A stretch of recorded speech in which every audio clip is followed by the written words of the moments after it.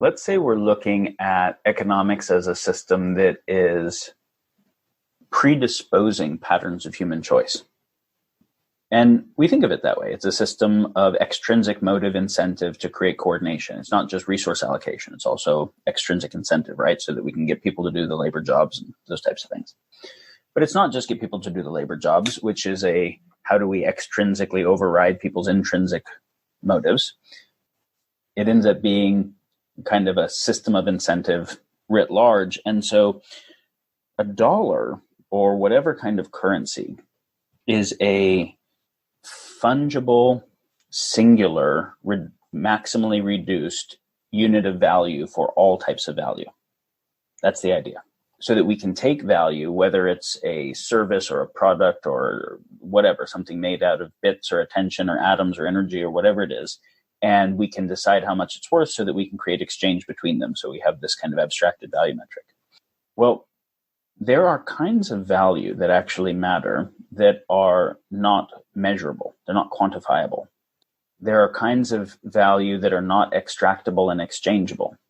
And so insofar as value that is measurable and extractable and exchangeable will confer game theoretic advantage to me over the kinds of value that are not, then I can't make decisions that optimize sunsets or rainbows or songbirds or, future generations of children getting to fall in love or whatever. I can't optimize for that because insofar as I put resource, time, attention, energy, or physical resources into those things, I'm actually maximizing my own power and advantage relative to those who are doing purely measurable, extractive, exchangeable things. This is a multipolar trap issue, and it's based on the fact that the metricification, right, metrization of value is actually a fundamental problem. We have to make choices in service of values that can't be put into fungible metrics.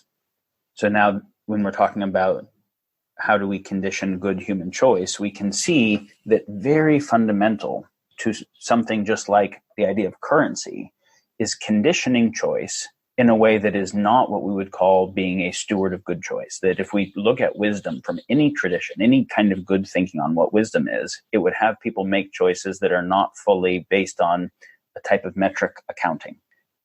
So if someone has a fiduciary responsibility to utilize their resources, and they have now quantified the value of other people's lives as human resources in terms of their hours and what they get paid and whatever, we've quantified, all of those types of resources, and they have to maximize shareholder returns as part of fiduciary responsibility, they will be obligated to destroy real value in service of the types of value that confer game theoretic advantage and that are on the fiduciary relationship. So this is just one of a lot of examples of why you can't leave choice to a system.